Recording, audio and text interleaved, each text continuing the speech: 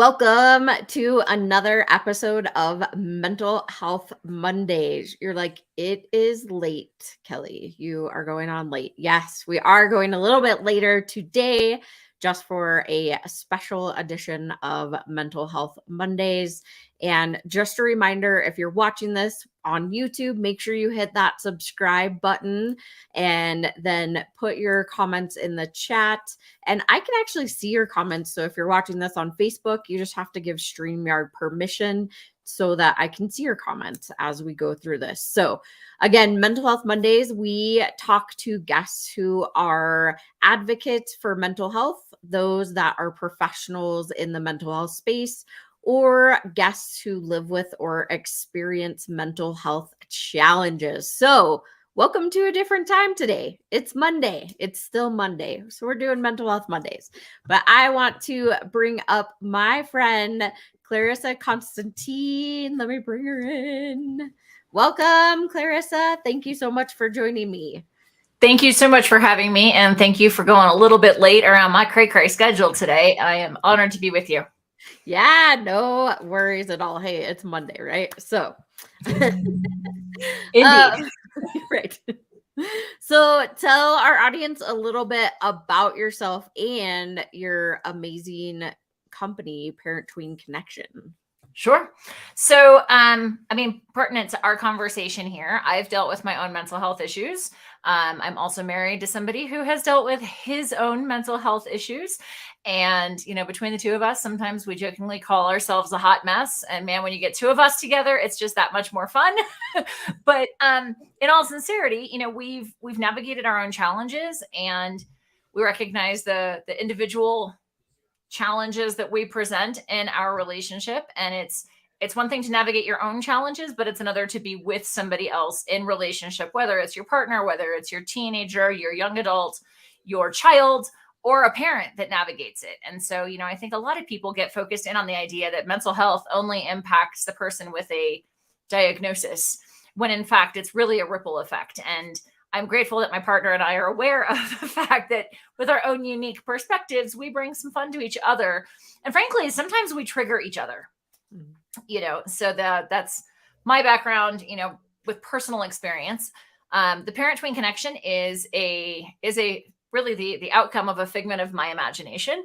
It really actually was a result of a conversation with friends who have kids. At the time, they were struggling with some challenges with their at the time, 15-year-old daughter. And when you think of all the things that you don't want your 15-year-old daughter doing, she was doing all of them.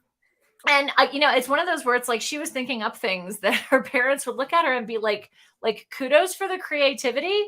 And nonetheless, how did you think that was a good idea?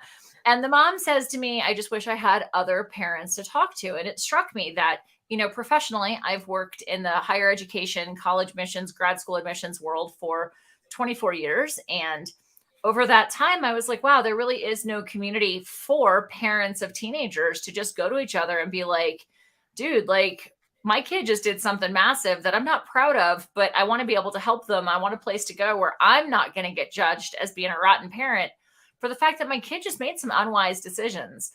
And so that's where Parent Tween Connection came from. We're a community for parents and really just adults in general who have teens and tweens in their lives, or even younger kids, where we can ask questions without fear of maybe as much judgment as we might get out in the world. But we also have a community of professionals, from teen life coaches, parent coaches, academic coaches, and such. And we're growing into a number of other arenas to professionals who support families, because it's one thing to have moral support among moms or among, aunts and uncles and grandparents. But when it really comes down to brass tacks and you need a professional support, we want to have those people for you. Yeah. It's so important, just that connection, right? It is true as a parent that you're like, what do I do? I know personally. But then also knowing what I did when I was that age, right? Like I Mhm. got pregnant when I was 15. I had my daughter when I was 16. And I was that kid that was like, you can't tell me what to do. And everything you tell me to do, I'm going to do the opposite. So Mhm. thank God for my parents who, they supported me and raised me, and I was that kid. So I understand. And then flip side, being a parent now, you're like, oh my gosh, was I that horrible? Right? Like you have these ideas that go through your head and you're like, I don't know what to say to them. I don't know what to talk to them about. Like I don't know how to even help. And so I think that's amazing what you do. Plus you have those coaches and other people that can help support not only just this community, but that's Well, and cool. that's the key is, so often we're afraid to have some of these harder conversations with our teenagers. And, full disclosure, I'm not a parent, so I can't speak to it as a parent. But I was a teenager and I have plenty of friends who have children, and I've watched my friends go through these processes. And there's an aspect where kind of being on the outside, sometimes I can bring a different perspective to a situation. And, whereas you as the parent, you've got this long history of baggage, let's call it, or luggage, as some might say, where it's like you've fallen into these patterns of behavior. Every relationship does. And sometimes each of us becomes so entrenched in our own patterns of behavior that we can't see the forest for the trees, so to speak. So sometimes having somebody on the outside to go like, well, wait a second, this doesn't seem to be working. You keep saying the same thing to me. How about we look at it a different way? And sometimes it's not just the diametric opposite. Like you said, you were the kid that if I told you don't touch the stove, you would have touched the stove. What if there's hover your hand over the stove without touching it, right? It's not always left or right. It's not always 0 to 180 degrees. Sometimes there's in-betweens that we just can't see because we're in these patterns of relationship. Yeah, that was also, I'm like, ding, ding, right? Like as you're talking, because I'm like, I know, at least for me, my relationships, my closest relationships are the hardest for me Mhm. to, like I have all this training, this mental health training, and I am very aware of my own emotions, and I can shift and change, and like other people, I can help them or guide them, but relationships that are closest to me, Mhm. I'm like, I don't even know what to do. I don't know what to say. I don't know how to talk about it. And so, yeah, I think that's really important to have that outside person Mhm. that is able to support you too. So, That's what we're there for. and I know the cool thing, like you and I met actually a while ago. Mhm. We had a mutual friend connect us, and then after that we ended up being in the same like networking group, which I thought was really cool. And so Mhm. it's been really great for me to see the progress that you have also grown this community and what you're able to offer. And I know that one of those aspects is tutoring, and you Mhm. oftentimes have youth specifically coming to you and they're needing help to be tutored, but really it almost shifts into more of coaching because you become that safe space for them and that person that they can talk to. Do you want to chat a little bit about that? Absolutely. You're right. I've been, like I said, I've been in the college admissions and the grad school admissions world for more than 2 decades at this point. And a lot of times, like I start every session with my kiddos, I say kiddos, but some of them are adults, but with my clients, like, hey, how's it going? What's going on in your real world? Because that very much impacts, like, yeah, maybe we're talking about SAT or ACT prep, or maybe we're talking about LSAT prep, which is, the law school admissions test. But I do end up being that safe space in a lot of cases. And being a certified life coach as well, I can bring some of those other perspectives in, those outside perspectives. So, I had one student just a couple of weeks ago, first student of the morning, hey kiddo, how you doing? What's going on in life? And he's like, I'm not so good today. I was like, what's going on? He says, well, I just lost, listen to me here. I just lost another friend to suicide. And I was like, what the heck? It was his second in 6 weeks. So we spent some time talking about, what did the kids, and this young man is a junior in high school, so he's 16, 17 years old. And it was a second kiddo that he'd lost, or second friend that he'd lost since we'd been doing his SAT prep. And he was like, the first one, like, we knew that he had some mental health challenges, like he was in therapy, like it kind of didn't come as a surprise because we knew that he had stuff, as it were. He goes, but this guy, like, nobody had a clue. Like, this just came out of the blue. We had no idea. And blah, blah, blah. We just start kind of chit-chatting a little bit about it. And, like, of course, my first question is, do you even want to have our session today? Like, are you in the mental space to focus on SAT? And he's like, yeah, actually, I need it as a distraction because we're 36 hours out. Not even that. I think we were like 24 hours out from him finding out about it. And he's like, all I've done is cry for the last 24 hours because I'm in such shock and heartbreak. I need something to, like, get my mind off of it. So for him, we carried on and we did the session, but not every kid is in that situation.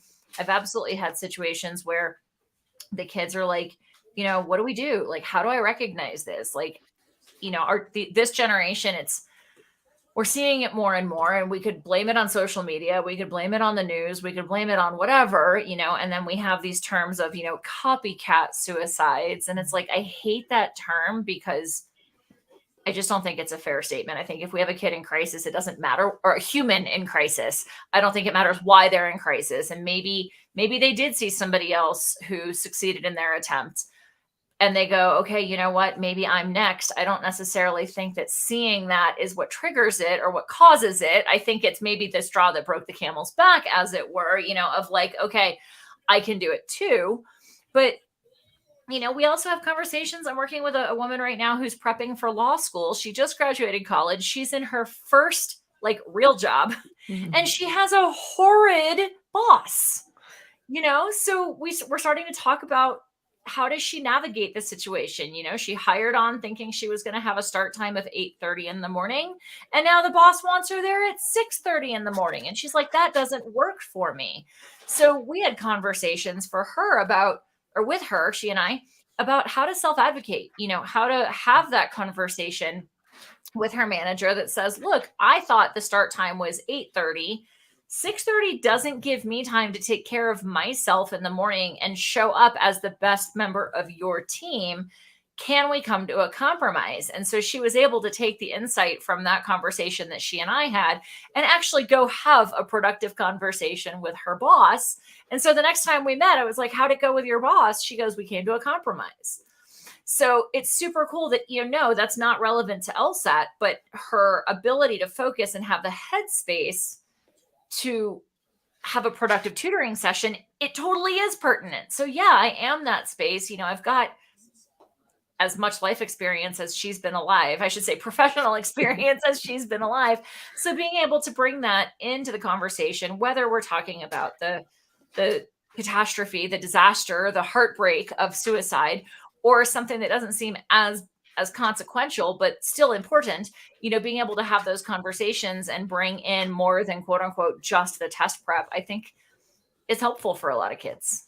Yeah. I mean, and what I hear you saying is that it's really building in these resources and these skills for the youth that you support and really helping them understand, like, this isn't just test prep, right? Like, this is more, we can have more conversations and I can help you navigate other areas of your life because potentially maybe their parents aren't showing them that, or their parents may not know how to, right? And so Absolutely. having somebody that's outside to be able to assist is always important. And I think that's amazing that you give them. I talk about it all the time, is that it could literally be one adult that saves a youth's life, right? Like Absolutely. one person that sits there and listens and that actually asks the hard questions that maybe we don't want to ask as parents because we don't want to hear the answers, right? Mhm. But having that space is really important too. So Well, and you've used the term, create that space or create that safe place. And that's something that I see a lot of families. I actually just had this conversation with a mom the other day, and she's actually a grandmother at this point. Like, her kids are all adults now. And I've heard this from innumerable parents, including my own. Well, my kids know that they can talk to me about anything. No. I'm going to say this, and it may not be popular, and we may not want to hear it. You can say that all you want, but your actions speak 1,000, 100,000, a million, 100, bajillion times louder than your words. Mm-hmm. And the fact of the matter is, if you are in your everyday conversation using slurs against people of a different race, or you're talking about talking critically about people in the LGBTQIA plus community, or you're being judgy in any fashion and putting other people down, which, by the way, is human nature. It's a survival technique. Okay. If they're less, then I'm more, and that means I'm more likely to carry on the species. But here's the deal. If those things are coming out of our mouths, our kids are hearing them, and they are lessening our integrity with our kids. And it is lessening the likelihood that our kids are going to come and talk to us. Yeah. As an example, if I had ended up in a situation that you were in as a teen, being pregnant as a teenager, honest to goodness, I would have at that time sooner gone and had an abortion than tell my mother. Mm-hmm. Because I knew very clearly what my mother's opinion was and what my mother's statement was going to be, and all the judgment and all the negativity that I was going to be on the receiving end of. And we've got to keep in mind that our kids' brains don't fully form until they're 25, 26, 27 years old. So as much as you may be horrified to think about the fact that your kid would sooner choose abortion than talk to you, there absolutely are kids who are in that situation. I know, because I was one of them. Mm-hmm. And so being that safe place, we've got to step back and think about, like, what are we projecting? And this is where the balance of, like, yes, I want to teach my child right from wrong, quote unquote, right from wrong, right? Don't have sex before you're married. Well, the fact is, kids are going to have sex before they're married. Most kids that I know are having sex. So we can either teach them, don't do it as an absolute. And then when they do and end up in a situation of pregnancy or an STI, they don't want to come talk to us. Or we can have a more moderate conversation about, like, hey, my preference would be that you wait, or at least wait until your brain is fully formed. But if you choose to participate, here's how to do it safely. That kind of in-between conversation is going to increase the likelihood that they come and talk to us about these things. It can definitely, it can be challenging, but I love that you just said, like, watch the words that we're using as parents, because they really do truly learn by example. And it really comes down to how open are you. And I know, even with me, like, I tend to, well, I know my triggers, right? I know, like, when I'm not open versus when I'm, like, super closed off. And so I know that affects the relationships that I have with some people. But I think it's also important to have the conversations, right? A couple weeks ago, I was talking with another guest about, I never thought that in a million years I would be having a gun safety conversation with my 4-year-old. And that was a couple years ago. And then we have conversations about suicide and death and these things that I never dreamt I would be speaking to a 7-year-old about, right? Mm-hmm. And the thing that we have to keep in mind is that our youth are very smart. They get it.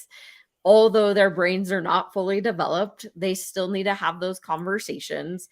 Absolutely. And I know that for me, and what I've heard over time, is that they don't want to disappoint their parents. And that's really what it comes down to, is, like, I don't want to tell them what's going on because I think that they're going to be disappointed in me.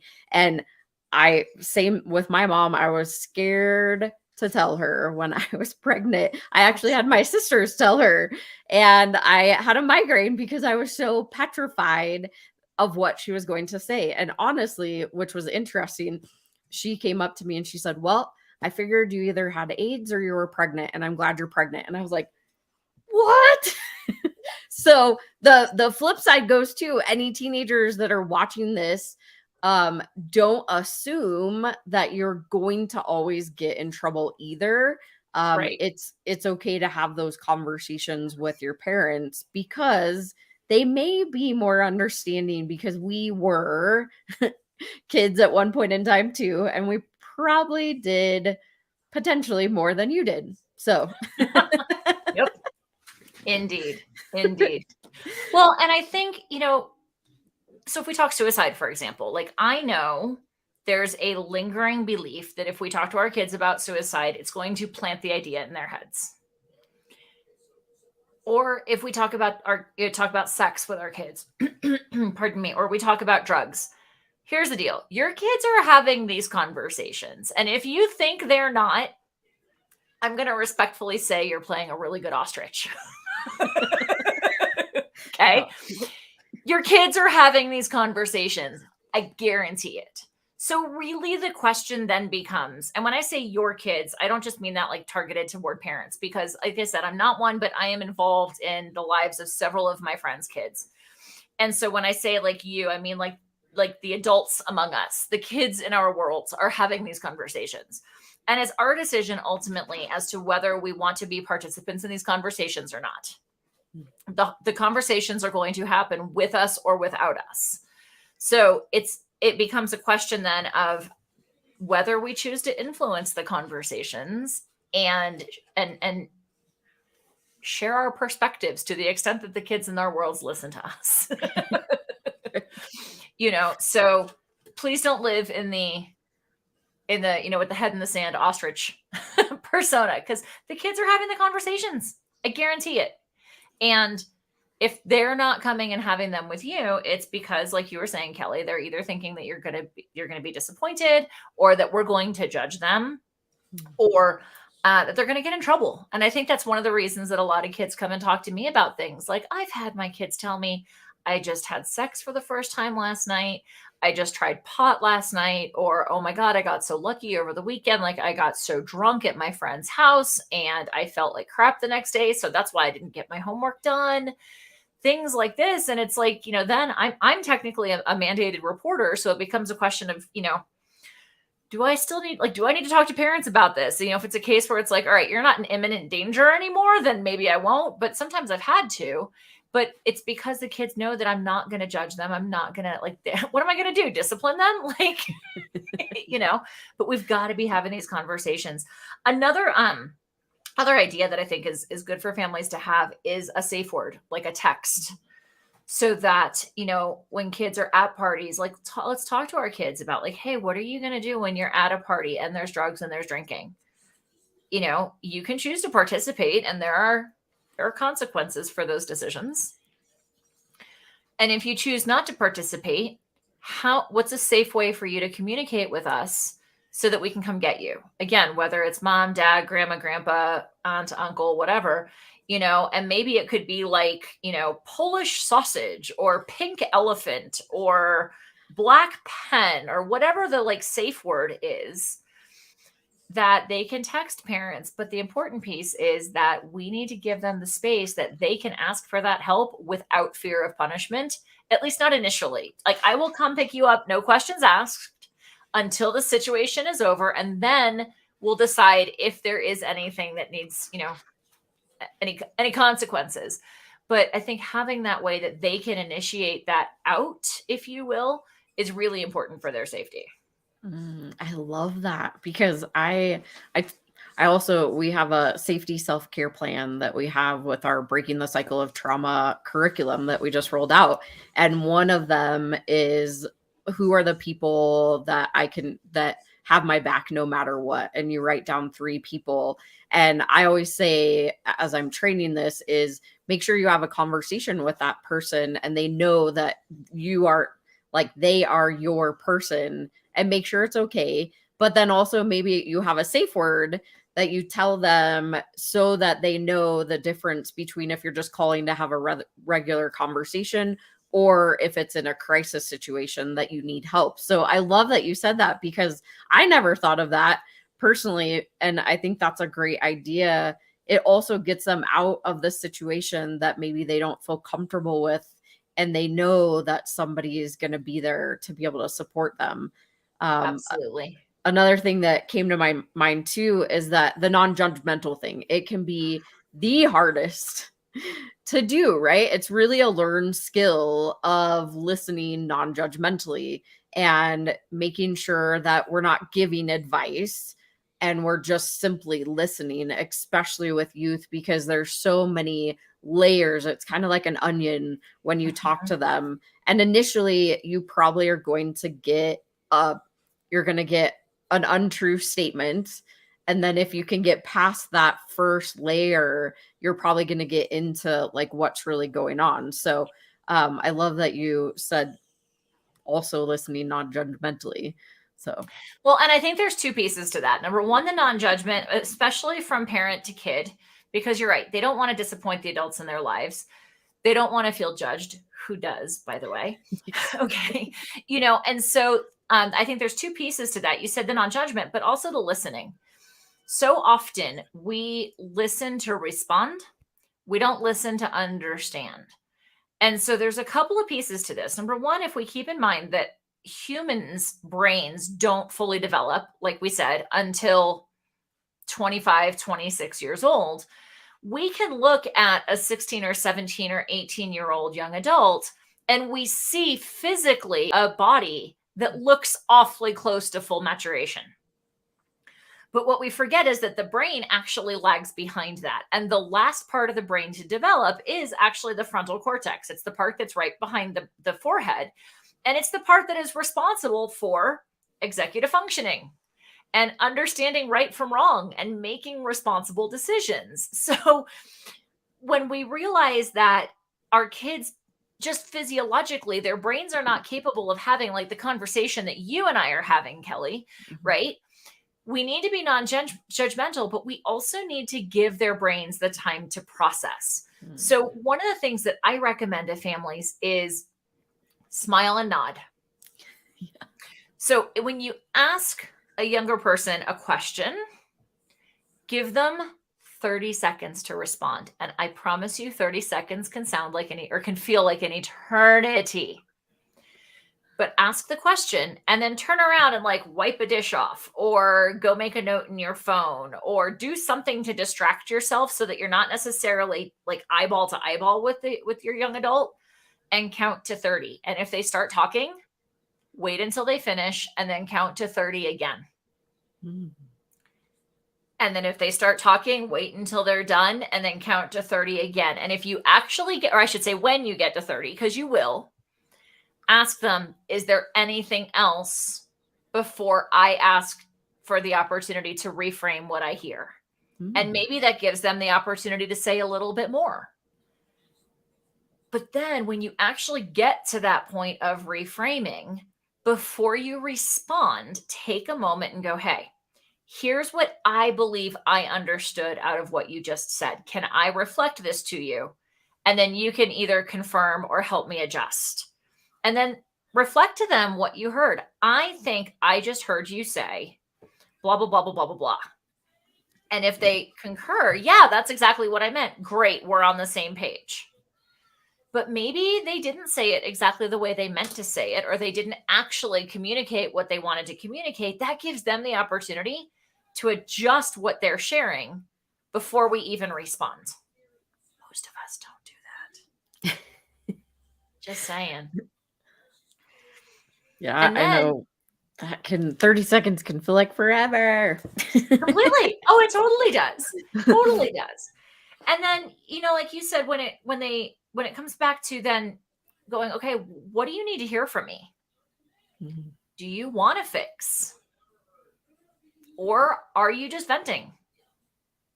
Because sometimes when we don't want our kids to hurt, we don't want our kids to suffer. I mean, why would we? Most of us don't want to see other humans suffer, period. But sometimes they don't actually need a solution. I know, Mom, I got it. How many times have we heard that? Every day. Right? It's because sometimes they just need to vent. They just need to get it out. Some of us are verbal processors, and we just need to talk it out loud to somebody, and we can come to our own decisions. So asking that would be the next thing that I'd offer. So non-judgment, nod and smile, and then ask, do you need a solution, or do you just need an ear? See where that gets you. I love that. I know, at least in our family, we have the shutter downers, I guess, as you would call them, but questions are asked and then it's like blank, like nothing even is processing. And so I think though, yeah, it's like knock, knock, anybody home? Hello. But I've never tried that like 30-second thing, right? Because generally the questions that I ask are more open-ended to try to get the conversation rolling. And I've expressed multiple times that I want you to have a voice and that you have a voice, right? And it's important because we're not mind readers. So we need to understand what you're thinking versus just shutting down. And so I haven't ever thought of that 30-second pause to see if anything comes out. And then from there, potentially just reframing the question, or do you just let it go? I don't know. I mean, I think it's situation specific, and I think it could be a question of like, hey, are you thinking? Are you still processing? Or what do you think? Do you have any thoughts? Like I know my partner and I, the way that we process things is very different. And this actually came out recently. And I mean, he's a fully grown adult. And, he said, well, we'd get started on a couple of things, but then you'd walk away frustrated. And I was like, no, I wasn't frustrated, but I know that you need to process things. You're not the make a decision and move necessarily. You're the, like, you think farther out, you plan a little farther out. I'm the, let's jump and see what flies. Here's hoping my wings find themselves. So I was like, I wasn't frustrated. I just walked away because I knew you were still processing. So it's just interesting that like, I know that's how he processes, but he perceived my reaction differently. So now I know next time I ask a question and he's like, well, I don't really know. I'll be like, okay, well, why don't you think about that? And like, let's reconvene at X o'clock. And, we can revisit the conversation. That really works with teenagers as well. Like if it's hey, I know report cards are coming out and we're going to talk at 7 o'clock on Friday night about it. Here are the questions that I'm going to ask you. It gives them a chance to prepare. Because again, their brains don't always function as quickly as ours do. And often they can feel put on the hot seat. So being like, hey, we're going to come back and we're going to talk about this at whatever o'clock can empower them. And it can give them a chance to be prepared for the conversation. I like that too. So. That's definitely. So I know I love everything that Parent Tween Connection is doing. And so I just wanted to shift briefly because BCC Evolution and Parent Tween Connection are partnering up for our next youth mental health first aid training. And it's adults assisting youth. So it's not actually for youth, but it is for 18 and over who want to learn and understand how to recognize, identify, and assist youth in need, just like the conversation that you and I were having about suicide and losing friends and all of those things wrapped together. So I'll let you, if you want to talk a little bit about that too. Absolutely. So, clearly at Parent Tween Connection, we're about offering support to families, and it's, some of it's moral support and some of it is actually knowing who those professionals are to help. But sometimes, when something comes up in the middle of the night, we can't necessarily call anybody. The professionals aren't, there's the ER for sure, but we don't necessarily have the therapist or the coach or the psychiatrist. So, I think for any of us who have youth in our worlds, whether we work with them or whether we're in a family with them, or frankly, whether we're human, because we all have young adults. Like we could be at McDonald's and see a young adult in front of us, or, at Chipotle or at the gas station and potentially see a young adult in crisis. And so when you actually saw my Facebook post about that kiddo who had lost his second friend in 6 weeks, and you reached out and you were like, hey, is this something you'd be interested in co-hosting? I said 100,000% yes. Because you never know when we're going to need it. And so I think it's, we know how to do CPR, many of us, or we know how to do the Heimlich maneuver, but those are physical, those are obvious to see. But if we don't necessarily know what the physical presentations are of a young adult in crisis, we don't know how to step in and assist. So that's why I jumped all over the opportunity. And I actually at some point would like to become an instructor myself, but for now, you are the person I know. Yeah. So we're hosting it. It's going to be virtual. So anybody watching from anywhere can participate. It's on July 9th, starts at 11 o'clock Eastern time, 9 o'clock Mountain time. It is a 4.5-hour virtual program. And Kelli, you tell me that there's a little bit of pre-work we need to do. What's involved in that? Yes. So you have to go on, you'll get an email after you sign up and register and pay for the class. You'll get an email from the Mental Health First Aid Connect website. And you have to go on and it's 2 hours pre-course work before we actually do the in-person virtual session. So how far in advance does that need to be completed? Like the class is on Saturday. If I do it Friday night, am I good? Technically, yes. Okay.